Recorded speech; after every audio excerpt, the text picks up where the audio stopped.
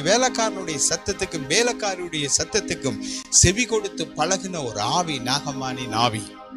ஒரு சிலர் ஊழியர்கள் மனைவியின் சத்தமே அவர்களுக்கு தெய்வ சத்தமாய் இருக்கிறது. சில நேரம் மனைவியை பரிசுத்த ஆவியானவரை கொப்பாய் அவர்கள் பார்க்கிறார்கள். சில நேரம் அவருடைய பிள்ளைகள் அப்படி பார்க்கிறார்கள். எலிசா நாகமானுக்கு ஆள் அனுப்பி, நீ போய் ஜோர்தானில் 7 தரம் ஸ்நானம் பண்ணி, அப்பொழுது உன் மாம்சம் மாறி நீ சுத்தமாவாய் என்று சொல்ல சொன்னான். அதற்கு நாகமான் கடுக்கோபம் கொண்டு புறப்பட்டு போனான்.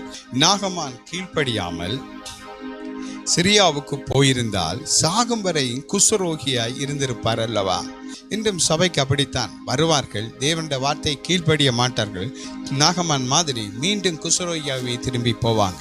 இன்னைக்கு ஜனங்கள் சபைக்குள்ள வருகிறார்கள், மீண்டும் வந்த விதமாய் போகிறார்கள். காரணம் என்னவென்றால் தேவனுடைய சத்தத்துக்கு கீழ்ப்படிவதில்லை. இந்த நாகமான் இன்று சபைக்கு வரும் சிலர் கீழ்ப்படிய மனதில்லாமல் மீண்டும் அந்த பிரச்சனையோடு திரும்பி போகிறது போல, நாகமான் அவருடைய ஊழியக்காரர்கள் ஒருவன் வந்து, ஐயா நீங்கள் எலிசாட வார்த்தை கீழ்ப்படிஞ்சு ஜோர்தானில் முழுகுங்க என்று சொன்னபோது அவர் அந்த வார்த்தையை கேட்டார். கேட்டு அவர் மூழ்கின போது அவருடைய குஷ்டரோகம் நீங்கிட்டு. ஆனால் எலிசா சொன்ன போது, தேவனுடைய தீர்க்கதரிசி கர்த்தருடைய வார்த்தையை சொன்ன போது நாகமானுக்கு அது பிடிக்கவில்லை. இப்படியா தீர்க்கதரிசி சொல்றது, இப்படியா அவர் ஆலோசனை சொல்றது, இப்படியா அவன் சொல்றது, இவருக்கு என்ன பாஸ்டர் இவர் கண்டு சொல்லி பேசி போட்டு அவங்க சபையை விட்டு போயிடுவாங்க.